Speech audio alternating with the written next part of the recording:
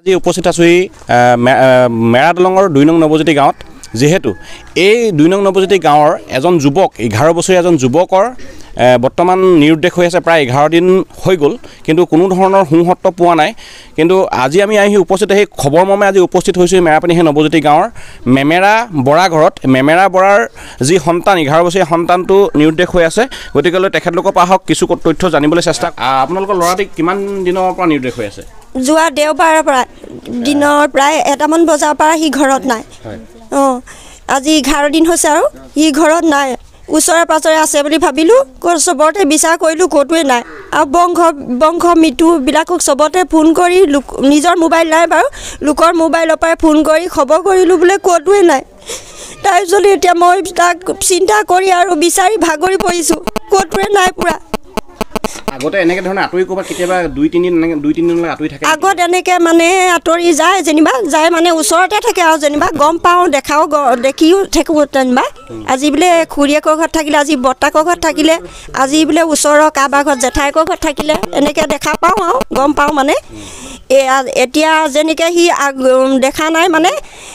এতিয়া যেতিয়া দেখা নাই মানে তাক এতিয়া মই বিচাৰি পোৱা নাই তেতিয়া ভাবিছোঁ নিশ্চয় কিবা মানুহৰ হাত লাগিলে কোনোবাই তাক উঠাই লৈ গৈছে নাই বিক্ৰী কৰিবলৈ নিছে নাই তাক জব্দ কৰি ৰাখিছে খবৰ কিন্তু দিয়া নাই মই এনেই মনতে জাজ কৰিছোঁ কিবাৰ মানে আপোনাৰ দেওবাৰ আছিলে দেওবাৰে প্ৰায় দিনৰ 1মান বজাৰ পৰা নাই আৰু পকা ৰাস্তাৰ ফালে ওলাই গৈছিলে যোৱাত ৰাস্তাৰ পৰা ঘূৰি নাহিলে তেতিয়া মই ভাবিছিলোঁ ওচৰে পাছৰে আছে বুলি কিন্তু খবৰ কৰিলোঁ নাই মিতিৰ কুটুমৰ তাত গৈছে বুলি ভাবিছিলোঁ নাই কিন্তু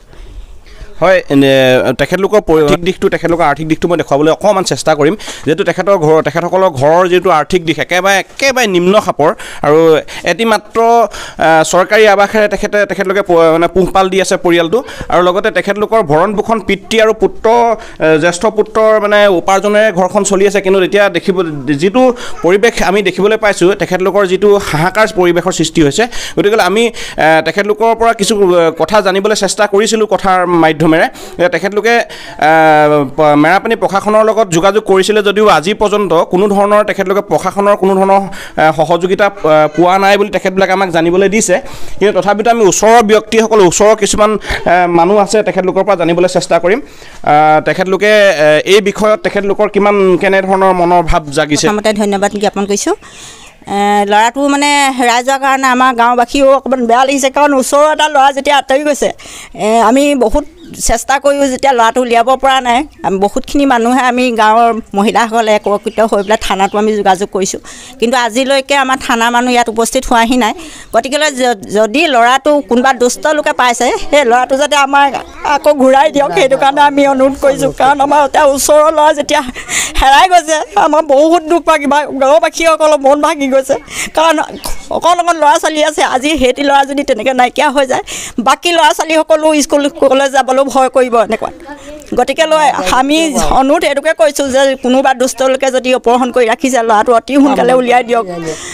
যদি ক'ৰবাত ৰাখিছে গতিকে সেই ল'ৰাটো উলিয়াই দিলে আমি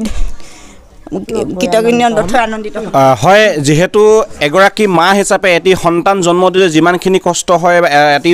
সন্তান যেতিয়া নেকি হেৰাই মানে নিজৰ চকুৰ আগত নাথাকে তেতিয়া মানে